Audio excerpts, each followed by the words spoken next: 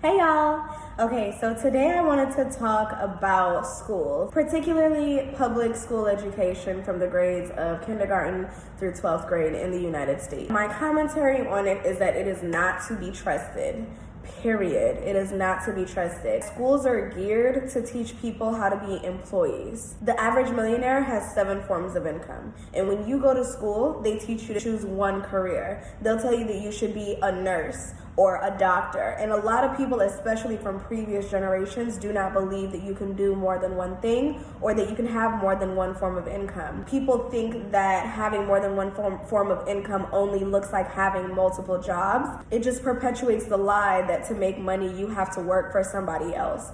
Just remember, as you are sending your children to school, or if you yourself run school, or as you just review what you've learned in school and you think back to what they taught you, a lot of the time what they were giving you were tools to use in the workplace as an employee. When you think back at teachers and guidance counselors, if they were not telling you to go to college, they were telling you about technical schools. They were telling you about job opportunities. Unless you all had an extremely different experience from the one that I had, I doubt that you were ever told that you could own your own business or that you should own your own business. I doubt that anyone ever told you how to own your own business. Even though in high school they teach us how to create a resume, they never show us how to create a business plan. They never tell us what we need to say or do in order to get investors for our own company. And this is all because we have been groomed to be employees. So keep that in mind, you guys, throughout your week.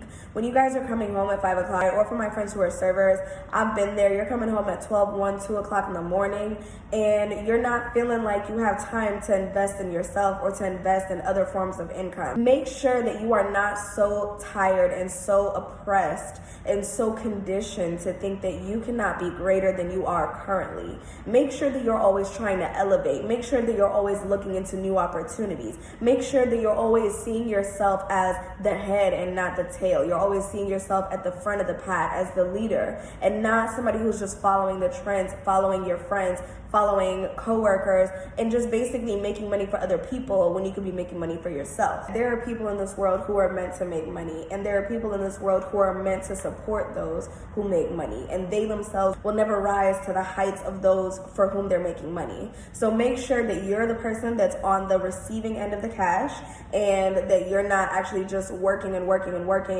putting all of your blood, sweat, and tears into somebody else's company. As an example, you might be somebody who is really good at sales. You might be somebody who can take any product and sell it. You can take a product and make money off it, but you're not necessarily making that money for yourself. You might be the person that is seen as a good salesperson. You may even get the recognition that you want. You may be at the top of your company, and they may give you all types of awards and incentives, but keep in mind that they're doing that to reward you for making money for them, when in fact you could be using the skills that you have to make money for yourself. And I'm not saying that you shouldn't go into work every day trying to do your best, regardless of where you work, if you're the owner of the company or you're not. Because the Bible itself says you can't be trusted with that which is somebody else's. Why should God trust you with something that's yours? So I definitely encourage you, when you go into work every day, not to resent your workplace, but go into work knowing that this is not the end all be all for you. You are not meant to work for other people. Now, this message is not for the people who are content with working a 9-to-5 job or even 2 or 3 9-to-5 jobs.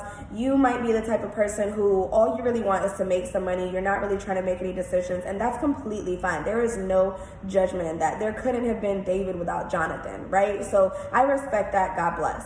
For those of you who feel that you are the leader, that you are the person that needs to be making the decisions, you're the person that always makes the most sense. Sometimes you'll see some policies at your workplace that just do not make any sense, and you know what would make sense. You know how you would run it if you were in the position to run it. If you were the person setting the strategy, setting the prices, if you were the person in that position, what would you do?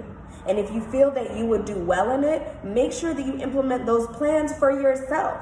Make sure that you take those ideas that you're having for other people. Make sure you invest just as much time into yourself as you invest into your workplace. Make sure that those 8 hours a day do not even compare to the 10, 12, 14, 16 hours a day that you're giving yourself, because you're your number one priority. If you died today, your company would replace you, period. But if something happened to your company, where would you be? If you don't have that company, will you make it? That's what you need to be worried about, because please believe everybody's replaceable, but you cannot replace yourself. You cannot take the skills that you have and give them to somebody else when you should be using it for yourself. That's just my little thoughts, y'all. Thank you so much for listening. If you like this video, please go ahead and like it and give it a share. Maybe tag a couple of people in it. I would really, really, really appreciate it. Thanks so much, you guys.